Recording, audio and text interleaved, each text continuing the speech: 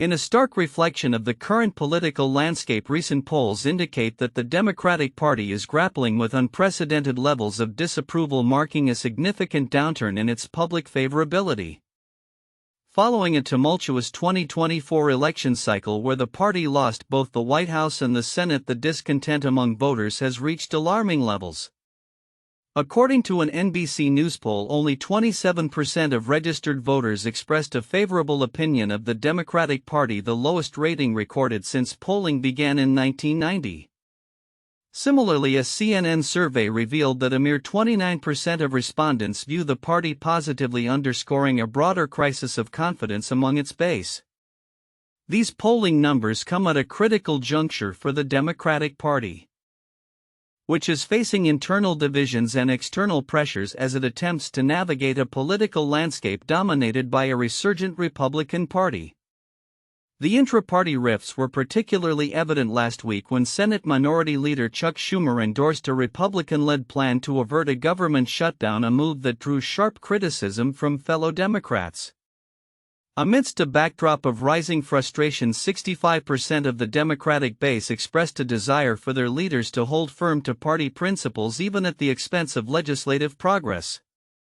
The fallout from the 2024 election loss has left many Democrats questioning their strategy and leadership. Senate Democrats, including Schumer, have been criticized for their willingness to compromise with Republicans, which some party members believe undermines the party's position as a staunch opposition to President Trump's agenda. "We are the party of working people. We feel that very, very strongly," Schumer stated, attempting to frame the Democratic identity as distinct from a GOP increasingly viewed as catering to the wealthy elite. However, as internal disputes continue to surface, the effectiveness of this messaging remains in question. One of the most vocal critics of the recent compromises has been Congresswoman Alexandria Ocasio-Cortez, who condemned Schumer's decision, arguing it empowers Trump and could have dire consequences for the party. "I cannot urge enough how bad of an idea it is to empower and enable Donald Trump and Elon Musk in this moment," she asserted, highlighting the growing sense of urgency among progressive figures within the party. As party members grapple with their identity and tactics, they are also confronted with the reality of public perception. A February Quinnipiac University poll revealed that a mere 21% of Americans approve of the Democratic Party's performance in Congress, a stark decline from 59% during the early days of Trump's presidency. This decline reflects a broader sentiment among voters who feel disconnected from the party's current direction. Amidst these challenges, some Democrats are calling for a renewed focus on grassroots mobilization and clear messaging to reconnect with the American public. Congressman Jamie Raskin emphasized the need for the party to engage in popular mobilization alongside parliamentary strategy, warning that simply waiting for the right moment to act could lead to missed opportunities. Others, like Congressman Adriano Espaillat, stressed the importance of crafting a message that resonates with voters, suggesting that the party's current branding has been heavily influenced by Republican narratives. As the Democratic Party prepares for the upcoming midterm elections, the path forward remains uncertain. While there is a collective understanding of the need for unity and a clear strategy, the divisions within the party pose significant hurdles. With rising discontent among the electorate and a Republican Party emboldened by recent victories, the Democrats face a pivotal moment that could determine their future relevance in American politics. The stakes are high as the party navigates this tumultuous landscape, and the outcome of their internal reflections and strategic realignments will be critical in shaping the political narrative leading up to the 2026 elections and beyond. The question remains: can the Democratic Party rally together to redefine its message and restore its standing among the American populace, or will it continue to flounder amidst internal discord and external challenges?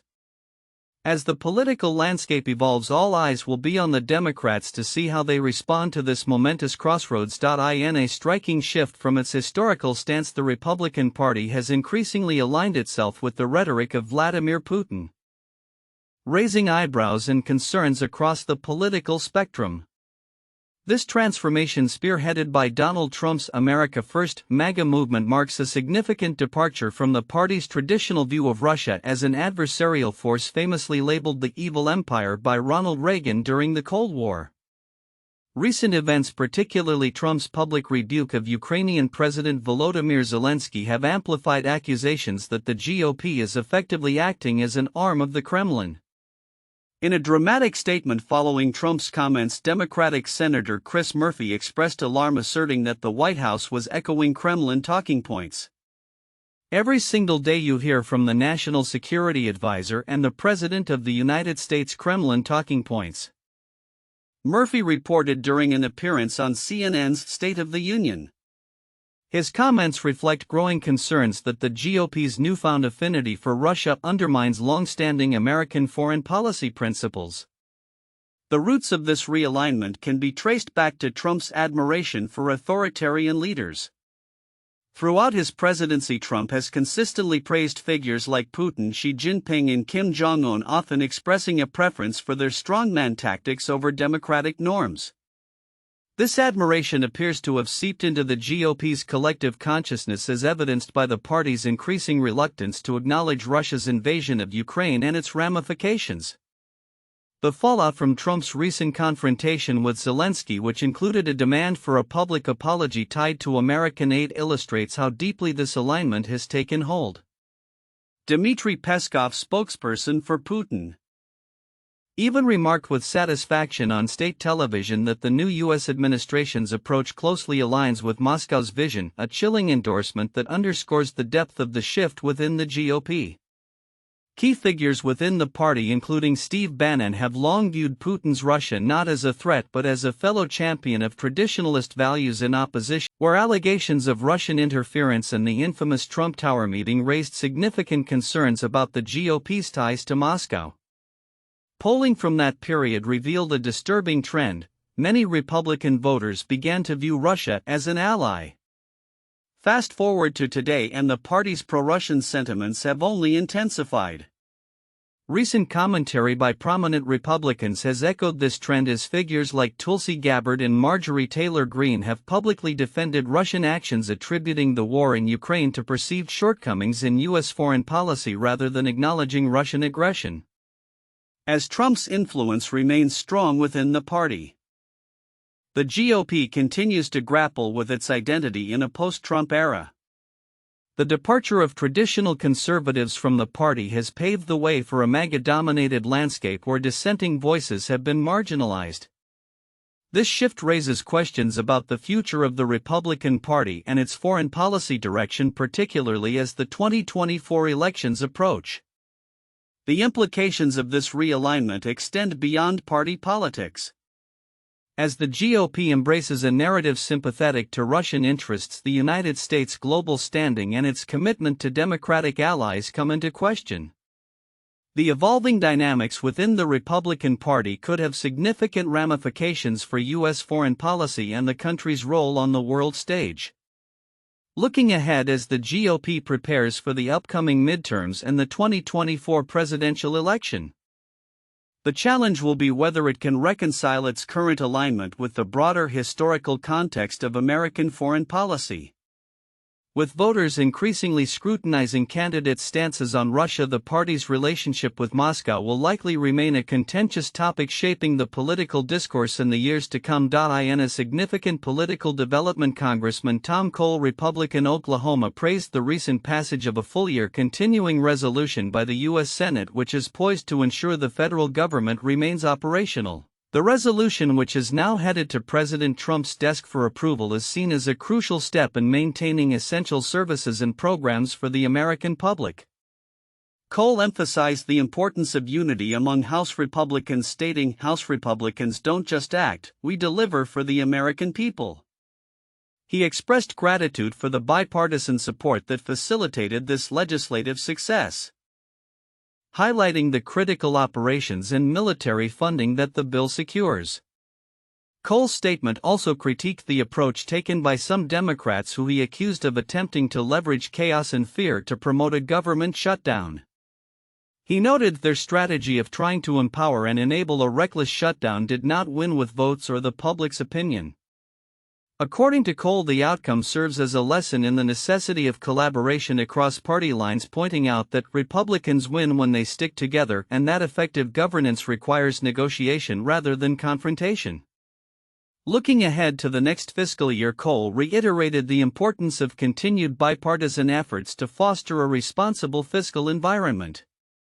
He expressed optimism about the potential for a golden age for America contingent upon collaborative policy victories that enhance safety, strength, and prosperity for all citizens.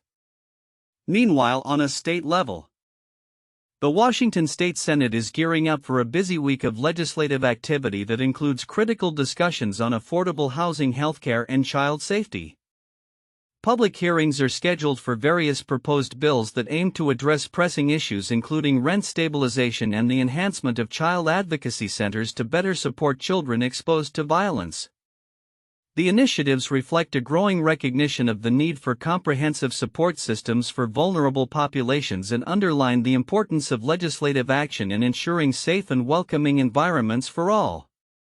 In a broader context, the Senate is also considering a bill to extend the National Flood Insurance Program (NFIP) through the end of 2026, moving away from the pattern of short-term extensions that have characterized the program for the past decade. Senators Bill Cassidy and John Kennedy, who introduced the measure, argued that the instability caused by frequent renewals undermines the program's effectiveness for the 4.7 million policyholders it serves. Cassidy noted the purpose of an insurance program is to provide certainty. Renewing every 2 months is not that. The proposed extension aims to provide the NFIP with the stability it needs to better serve homeowners, particularly in light of rising flood insurance rates. The various legislative activities underscore a critical moment in U.S. governance where both federal and state lawmakers are grappling with the pressing needs of their constituents. As these discussions unfold, the potential for impactful policy changes remains high, promising a future where collaborative governance may yield significant advancements in public welfare and financial security. With both the House and Senate actively addressing key issues, the coming weeks will be pivotal in shaping the policy landscape and the government's approach to critical social and economic challenges. As the dust settles on the 2024 U.S. election, significant developments are unfolding in the House of Representatives. With all 435 seats contested, the stakes were high and the results are shaping the political landscape for the upcoming years. Following the announcement of Donald Trump's return to the presidency after defeating Vice President Kamala Harris, the focus has shifted to the balance of power in Congress, where control of the House remains tenuous. As of mid-November 2024, neither the Democrats nor the Republicans have yet secured the necessary 218 seats to claim control of the House. Preliminary counts show the Republicans currently leading with 213 seats against the Democrats' 204. With several key districts still not declared, the outcome hangs in the balance, underscoring the contentious nature of this election cycle.